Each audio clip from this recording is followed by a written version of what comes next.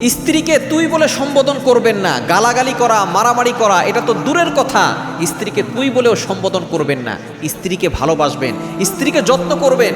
একজন স্ত্রী সে তার বাবা বাড়ি থেকে সব কিছু ছেড়ে স্বামীর কাছে আসে শুধুমাত্র স্বামীর কাছে একটু ভালোবাসা পাওয়ার জন্য, স্বামীর কাছ থেকে একটু যত্ন পাওয়ার জন্য। কিন্তু কিছু স্বামী এমন আছে স্ত্রীর সাথে খারাপ ব্যবহার করে। মনে রাখবেন, স্ত্রীর সাথে কখনো খারাপ ব্যবহার করবেন না। স্ত্রী মনে কষ্ট দিয়ে আপনি কখনো আপনার মনের ভিতরে শান্তি আনতে পারবেন না। নবীজি সাল্লাল্লাহু আলাইহি ওয়াসাল্লামের 11 জন স্ত্রী ছিল, তিনি কখনো কোনো স্ত্রীর উপরে আঘাত করেন নাই, তিনি কখনো কোনো স্ত্রীকে ধমক দিয়ে কথা বলেন নাই।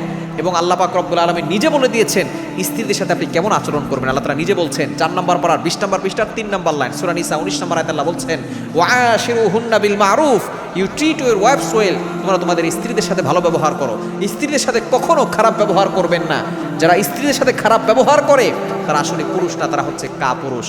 স্ত্রীকে তুই বলে সম্বোধন করবেন না, স্ত্রীর সাথে সুন্দর আচরণ করবেন, স্ত্রীর পরিবারকে গালিগালাজ করবেন না। অনেক স্বামী আছে স্ত্রীর পরিবারকে গালাগালি করে, স্ত্রীর পরিবারের সাথে বাজে ব্যবহার করে। খবরদার, আপনার মাকে যদি কেউ গালি দেয় আপনার কষ্ট লাগে, তো আপনার স্ত্রী আপনার কাছে এসেছে তার মানে এই নয় যে সে তার মা বাবাকে ছেড়ে দিয়েছে।